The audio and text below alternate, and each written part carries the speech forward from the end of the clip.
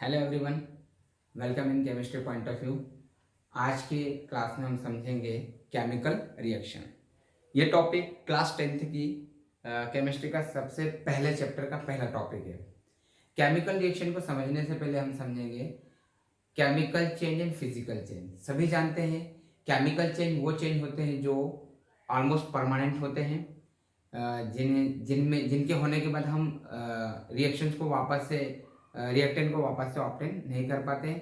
और physical change वो होते हैं जो टेम्पररी होते हैं, जिनको हम हमारी इच्छा से कभी न कभी हम उसको रिवर्स कर सकते हैं, वापस से ऑब्टेन कर सकते हैं। यानी कि फिजिकल चेंजेस में हम चेंजेस को रिवर्स भी कर सकते हैं, पर केमिकल चेंजेस में ऐसा नहीं होता है।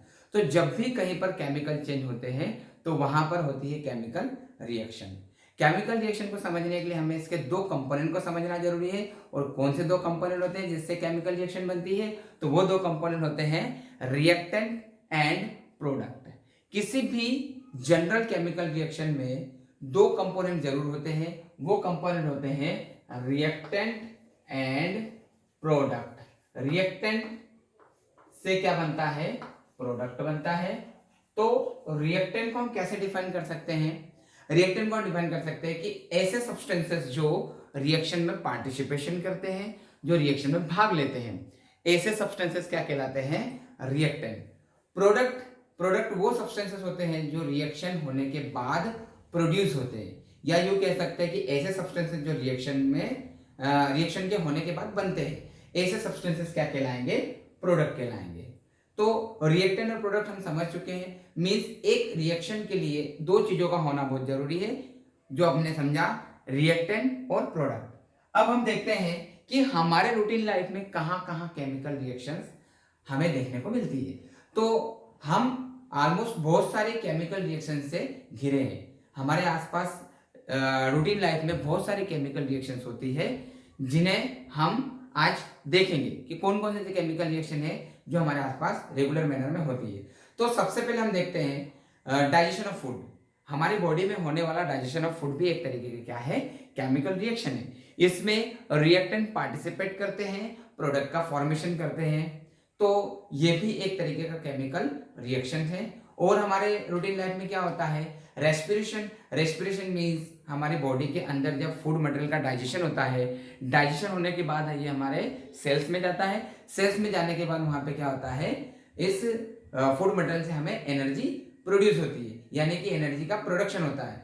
तो ये एक सेल्यूलर रिएक्शन है। ये भी एक तरीके का केमिकल रिएक्शन है जो परमानेंट होता है। अब उसके बाद और हमारे रूटीन लाइफ में एग्जांपल्स हैं रस्टिंग ऑफ आयरन।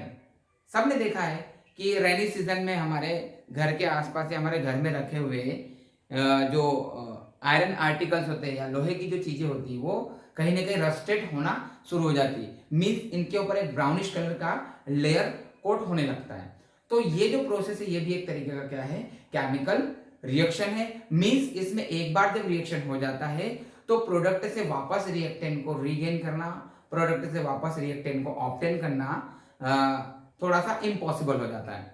तो इस तरीके की जो रिएक्शंस हमारे आसपास हो रही है, कैसे रिएक्शन के एग्जांपल्स हैं? ये है केमिकल रिएक्शंस के एग्जांपल। और भी एग्जांपल्स हैं, जैसे बर्निंग ऑफ मैग्नीशियम रिबन। मैंने यहाँ पर आपको एग्जांपल दिया बर्निंग ऑफ मैग्नीशियम रिबन, लेकिन यहाँ पर आप आपके आसपास होने वाले किसी भी टाइप के बर्निंग को आप एज एग्जाम्पल ले सकते हैं। मीन्स बर्निंग ऑफ वुड भी इसी का एक एग्जाम्पल हो सकता है। यस, ऑफकोर्स हो सकता है। Burning of paper, it is also one kind of example of chemical reaction. ये भी एक केमिकल रिएक्शन का एग्जाम्पल हो सकता है। मीन्स किसी भी ऑब्जेक्ट का बर्निंग एक तरीके का केमिकल रिएक्शन है। तो इस केमिकल रिएक्शन को हम इस एग्जाम्पल के थ्रू आसानी से समझ सकते हैं कि इसमें जब भी किसी चीज का बर्निंग होता है तो बर्निंग के बाद जो हमें ऑब्जेक्ट मिलता है, मीन्स जो प्रोडक्ट हमें मिलता है, उस प्रोडक्ट को हम वापस से रिएक्टेंट में कन्वर्ट नहीं कर सकते। बेसिकली केमिकल रिएक्शन की पहचान ये है, आइडेंटिटी यही है कि जब भी ये रिएक्शन होती है तो इससे प्रोडक्ट से रिएक्टेंट को ऑब्टेन करना थोड़ा सा टफ होता है, या यूं कह सकते हैं कि 99% केसेस में हम इसमें ऑब्टेन नहीं कर सकते। Okay, let us come to the next example, formation of curd. सभी को पता है, सभी ने कभी न कभी तो कर्ड खाया है। कर्ड क्या होता है? मिल्क से बनने वाला एक प्रोडक्ट है। तो जब भी कर्ड का फॉर्मेशन होता है मिल्क से, तो मिल्क यहाँ पर क्या होता है? एज अ रिएक्टेंट और कर्ड हमारा क्या है यहाँ पर एज अ प्रोडक्ट। तो एक बार जब मिल्क से कर्ड का फॉर्मेशन हो जाता है तो कर्ड से वापस से मिल्क को ऑब्टेन करना it's impossible, means it is one example of chemical reaction.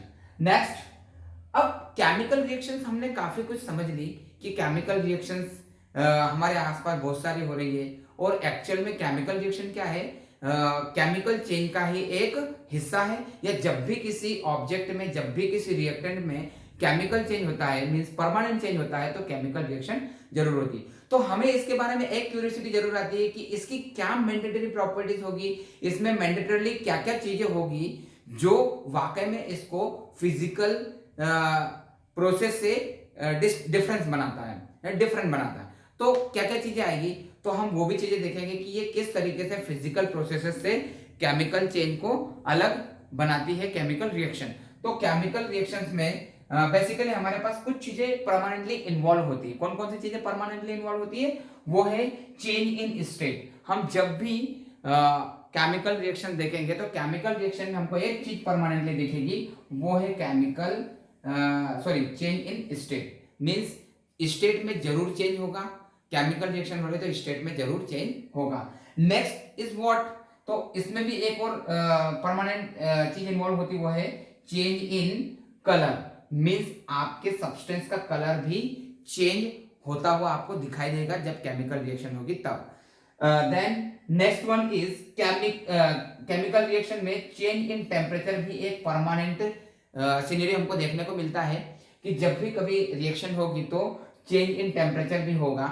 ठीक है, अब उसके आगे और क्या हमारे पास ऐसा इन्वॉल्वमेंट है जो केमिकल रिएक्शन को शो ऑफ करता है, तो वो है इवोल्यूशन ऑफ गैस, मींस इतनी सारी चीजें केमिकल रिएक्शन में होती है जो उसको एक परमानेंट चेंज की तरफ लेके जाती है।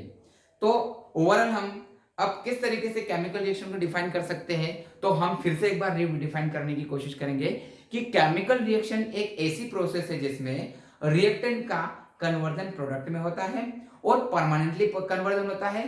तो ऐसी रिएक्शंस या ऐसी प्रोसेसेस क्या कहलाएगी, केमिकल रिएक्शन कहलाएगी। इस वीडियो में लेंथ ज्यादा ना हो इस वजह से मैं यहाँ पर कुछ चीजें आपको नहीं बता रहा हूं, क्योंकि यहाँ पर हम जो एग्जाम्पल हमने देखे इन एग्जाम्पल को हमको वन बाय वन एक्सप्लेन भी करना होगा, जिनमें रेस्पिरेशन, रस्टिंग ऑफ आयरन या फॉर्मेशन ऑफ कर्ड जैसी जो चीजें हैं इनका हम नेक्स्ट वीडियो में जरूर स्टडी करेंगे। उसका मैं वीडियो आपको जरूर अवेलेबल करवाऊंगा। और इसमें और भी कुछ चीजें बची है जैसे चेंज इन टेम्परेचर, जो एक परमानेंट इन्वॉल्वमेंट है केमिकल चेंज का, इसका भी एक परमानेंट वीडियो में आपको दूंगा जिसमें अलग अलग तरीके से रिएक्शंस होती है। तो इस वीडियो में हमने आज समझा है कि केमिकल रिएक्शन क्या होती है, इसके कंपोनेंट क्या क्या होते हैं, इनके अंदर कौन कौन सी चीजों का इन्वॉल्वमेंट होता है और इसके हमारे रूटीन लाइफ में एग्जांपल्स क्या क्या है। तो आई होप आपको इतने सारी चीजें अंडरस्टैंड हुई होगी। और आज की वीडियो की वॉचिंग के लिए थैंक यू वेरी मच।